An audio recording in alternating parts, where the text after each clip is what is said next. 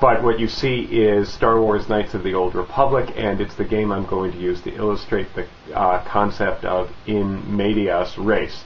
That is, the idea that epic has this special characteristic that was called by certain Latin writers the beginning in medias res, that is, into the middle of matters or into the middle of things.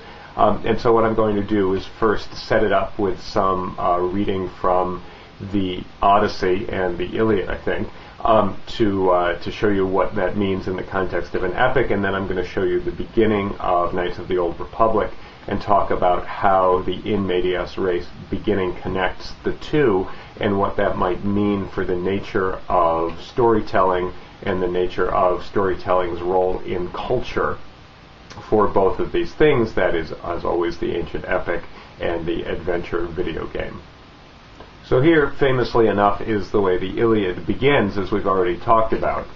Sing, goddess, the anger of Peleus' son Achilles and its devastation, which put pains thousandfold upon the Achaeans, hurled in their multitudes to the house of Hades strong souls of heroes, but gave their bodies to be the delicate feasting of dogs, of all birds, and the will of Zeus was accomplished, since that time when first there stood in division of conflict Atreus' son, the lord of men, and brilliant Achilles.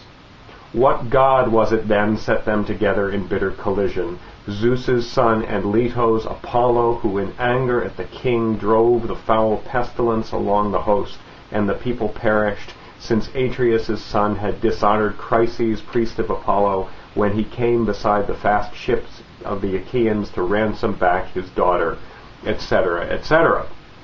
So what we have is that very brief invocation, and then we're dropped into the middle of the 9th year of the war. And that's the big idea of the in medias res beginning.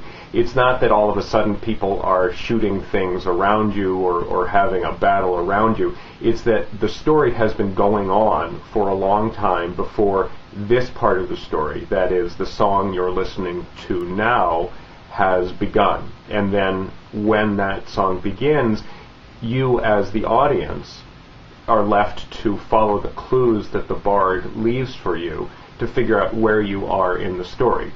Okay, so now let's compare that to the Odyssey. Tell me, muse, of the man of many ways, who was driven far journeys after he had sacked Troy's sacred citadel.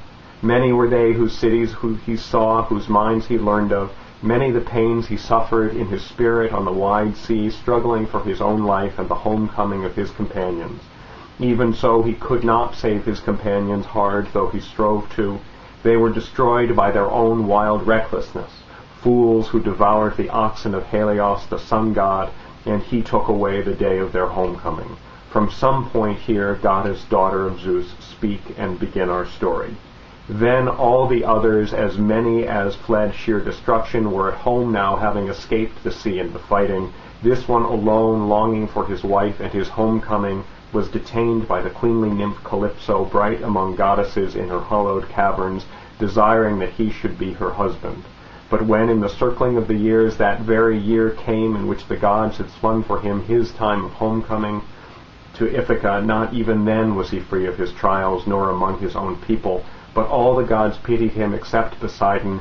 He remained relentlessly angry with godlike Odysseus until his return to his own country. But Poseidon was gone now to visit the far Ethiopians. Okay, and then we go to the Council of the Gods. So it's the same thing. We're in the very last year. We're at the end of the story. And famously in the Odyssey, we'll go back and we'll have some interesting backstory, which may or may not be a lie. But in any case, the way that this epic begins is just as the Iliad began, in medias res, into the middle of things. We have to follow the clues, we have to pay attention to the bard if we want to know the backstory. But the backstory isn't really all that necessary for what's going on, and that's going to be a key component of what I'm going to talk about with regard to Knights of the Old Republic. Because as you're going to see, in Knights of the Old Republic, you are thrust into a story that has been going on for a long time, and you're left to follow narrative clues, some of which you know about. If you're a fan, who is the kind of person who this game is designed for, you know about from, strangely enough, events that happened in the course of this narrative thousands of years later. in the movies that we all, me at least, know and love. Okay, so here we go. Some of this will probably be familiar.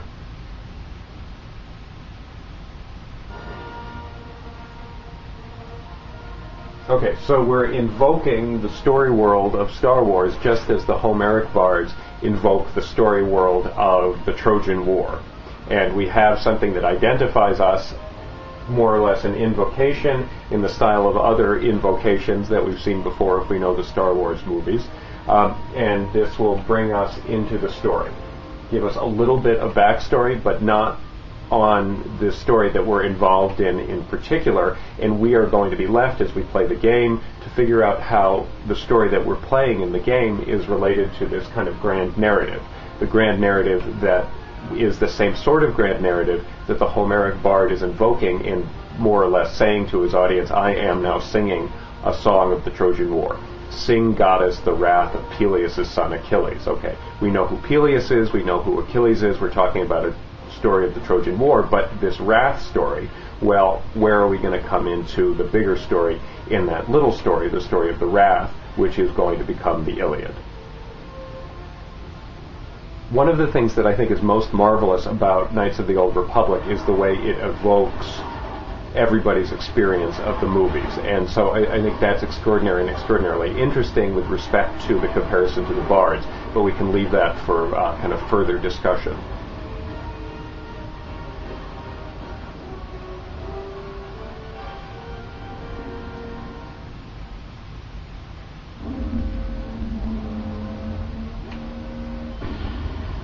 And here I am.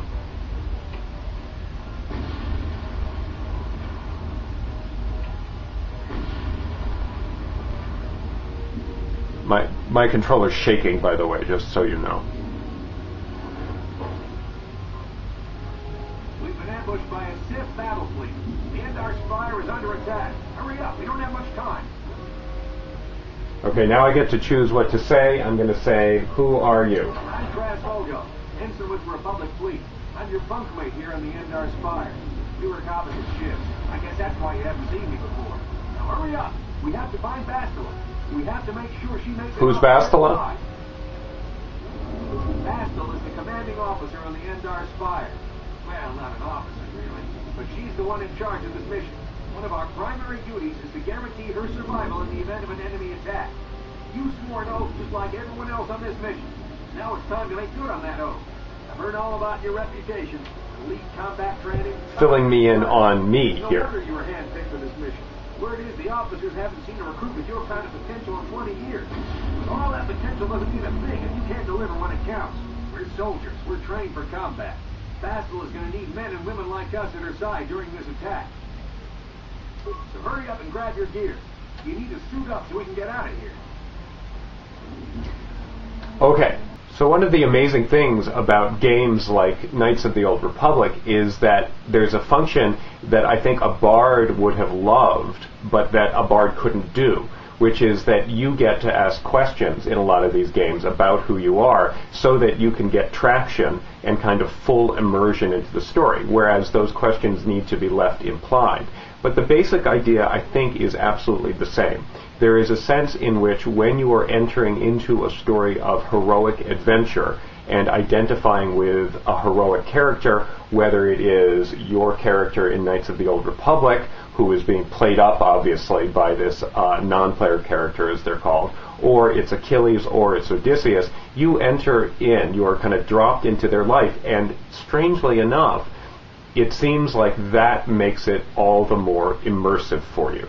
Makes it feel like you are part of the story, makes you identify all the stronger with that hero who is your point of entry into the story.